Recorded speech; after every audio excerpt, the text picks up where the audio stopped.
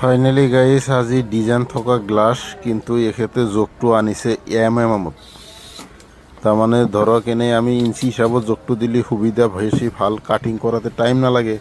কিন্তু এক্ষেত্রে যেটো জোক আনিছে জোকটো সব এমএমত, কিন্তু মিস্ত্রি হিসাবটো দিছে তাৰমানে অলপ ক্ৰিটিক্যাল হিসাবে। মিস্ত্ৰি তাৰমানে ধান্দা আছিল বেলেগত, কিন্তু দুজন কাষ্টমাৰে তাৰমানে মোক অলপ কিবা ভাল পাই বুলি তাৰমানে মোক তাকে লৈ আহিল।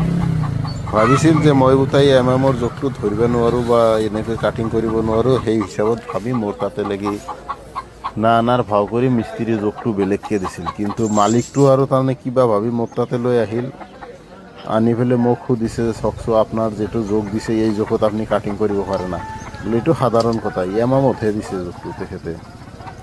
তো যিয়ে নহওক গাইছ, আপোনালোকে নাভাবি যে হয়তো এমএম বা হয়তো কিবা হেৰিত যদি জোক লাও তেখেতে কিবা অসুবিধা প্ৰব্লেম কাটিং কৰিব পাৰে না নৰে, কোনো টেনশ্যন নাই। নো টেনশ্যনত আপোনালোকে লৈ আহক। জয় অসম, ধন্যবাদ।